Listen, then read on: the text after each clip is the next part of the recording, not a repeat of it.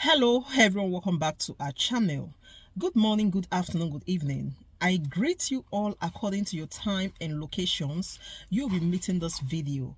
Yes, my dear viewers, I am back again with another update. So guys, I have a video here I would like we all to watch. But before then, if you're meeting my channel for the very first time, you're highly welcome. Please kindly do well to like, share and subscribe. Leave your thought on the comment section. Let us know what you think about this video, and I will see you towards the end. Another story. A federal high court in Abuja on Thursday granted bail to the suspended Deputy Commissioner of Police, Abba Kyari, in the sum of 50 million naira. Kyari was arrested on February 14, 2022, after the National Drug Law Enforcement Agency declared him wanted over alleged links with an international drug cartel. He was arraigned alongside 4 other members of the police intelligence response team. Since then, bail applications by Kyari and the 4 officers had been rejected. While in the ruling on Thursday, James Omotosho, the presiding judge, said the charges against the defendants are bailable. The court, however, added that Kyari's release from prison custody is dependent on what happens in another case in which he is being tried alongside 4 others for their alleged involvement in drug trafficking. I mean, Rufai, only yesterday we were discussing, the detention of the CBN or suspended CBN governor as well as the suspended EFCC chairman, and now we are seeing that Abba Kyari has been released. But the fact still remains. What was the issue in the beginning? Why was his bail not granted to start with? Those are the questions a lot of people are asking right now. Okay, so even with this bail granted, he might not be let out because it was a bail for 1 case. There's still another case. There are 2 substantive cases. Number 1 case about, the connection to drug thing, that NDLA put against. Secondly is the declaration of assets, which is quite very shocking. And when you see the assets that were listed, I wonder, goodness me, a DCP had this level of assets and all of that. So that's one. Secondly, it's the legal process.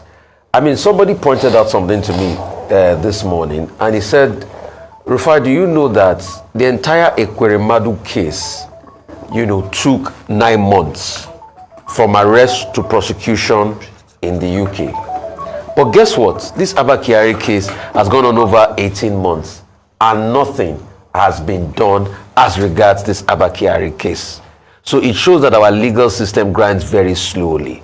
I think what we should do is we should be able to expedite action on this case so that we come to a conclusion as to what really happened, all right, as regards this Abba Kyari case. But a little backrec about Abba Kyari. We all remember the story.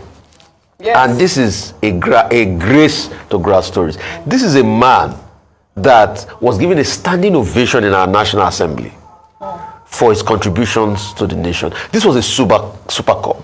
This man could do no wrong, only for all of those things and the evidence they brought out to come out. So it speaks volumes about our country. And this was also a blight on the authorities and the police force because this man was in charge of so many. And give him his kudos too. He cracked a lot of crimes. You remember the Evans case and all of that. Super Cop, as it was called. But only when we now remember the association of Super Cop, with people like Arch Poppy and the likes, and the case of drugs at the same time, and declaration of assets. So please, we also want the judicial system to be quick. I don't see why the court, Abba Kyari couldn't have gone through his court process by now, and we should even have gotten a judgment by now. Right. And please, by also extension, INEC should also, and the court process should also expedite action on the case of Mr. Ari, the INEC wreck that caused all the shenanigans in Adamawa State. Because you see, when we delay justice, it starts to look as though justice is denied. Absolutely. We need to bolster and buffer our judicial processes. All right, Dr. Bati, if you can quickly add your comment on this. The principle is justice delayed is justice denied. Every accused person under the laws of Nigeria has a right to fair hearing, as enshrined in Section 36 of the 1999 Constitution. However, bail, as we're seeing in this case, is determined by the court. If it's not administrative bail, this is court bail that you are dealing with. But we have every reason, to express concern about the fact that why has it taken 18 months?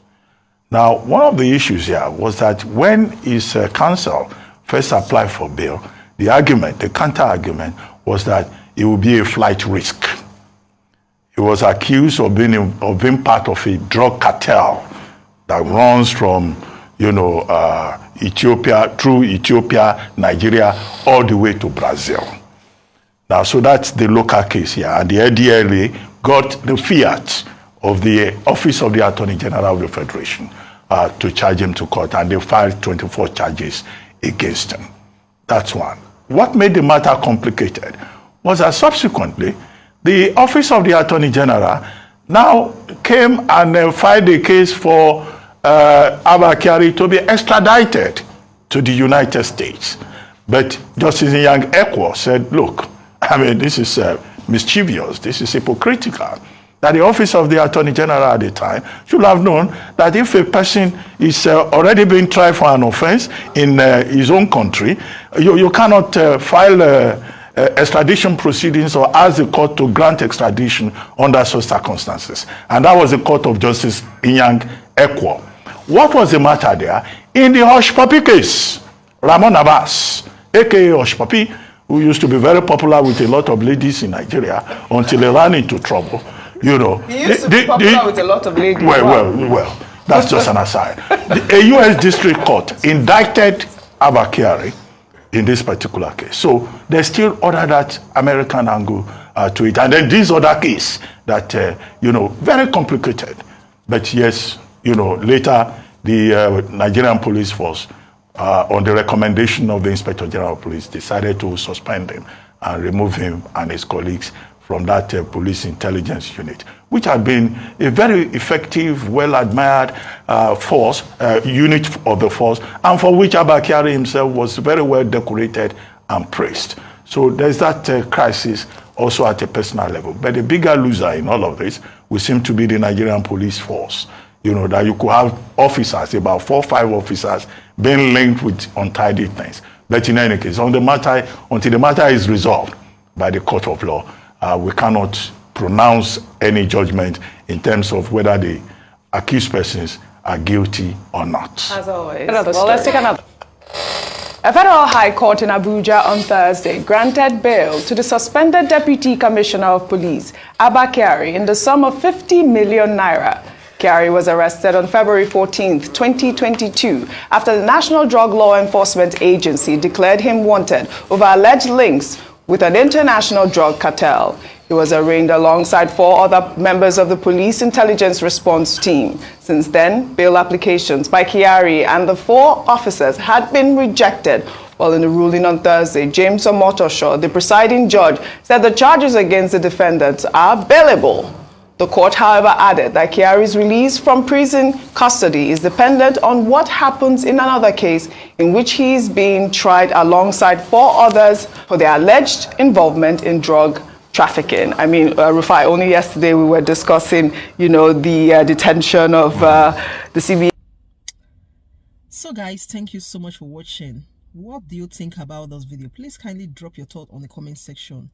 I'll see you again in my next one. Bye for now.